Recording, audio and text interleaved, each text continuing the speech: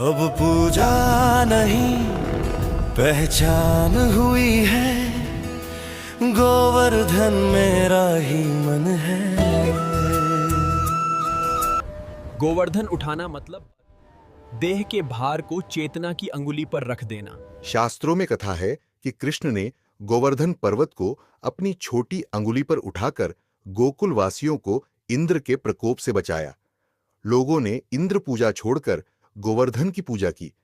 पर यह कथा अंदर घटती है, बाहर नहीं। गो का अर्थ इंद्रिय, चेतना और विचार भी है। वर्धन का अर्थ हुआ उन्हें ऊंचा उठाने वाला। इसलिए गोवर्धन पूजा का साक्षी दृष्टि अर्थ है अपनी इंद्रियों, अपनी प्रवृत्तियों, अपने विचारों को देह चेतना से उठाकर आत्म चेतना पर स्थिर करना।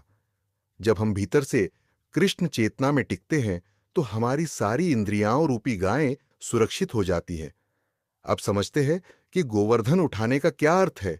जब आत्मा साक्षी बनकर अपने ही संस्कारों, वासनाओं, अहंकार की चट्टानों को हल्केपन से उठा लेती है तो वही गोवर्धन लीला है। अतः हम कह सकते हैं कि कृष्ण ने पर्वत नहीं उठाया, अलबत्ता हमारे ही श्याम संस्कार ने हमारी चेतना को ऊपर उठाया। अब इंद्र का प्रतीक क्या है? इंद्र यहां मन की अहंकारी शक्ति का प्रतीक है, जो मैं ही सब करता हूं का दंभ रखती है। जब आत्मा साक्षी दृष्टा बन जाती है तो इंद्र की वह शक्ति स्वतः शांत हो जाती है। तब भीतर का तूफान नहीं बरसता, क्योंकि आत्मा अब मौन आकाश में ठहरी है।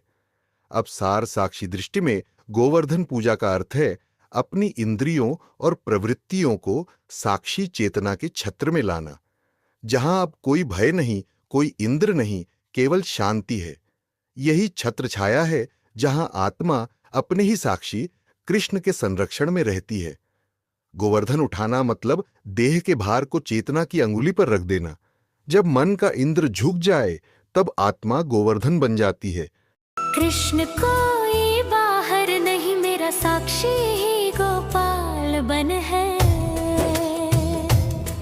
जब साक्षी की अंगुली पर मन टिकता है तो संसार का तूफान थमता है। कृष्ण ने पर्वत नहीं उठाया, उसने चेतना को ऊंचा उठाया। अब इंद्र नहीं गरजता मुझ में, अब कोई भय नहीं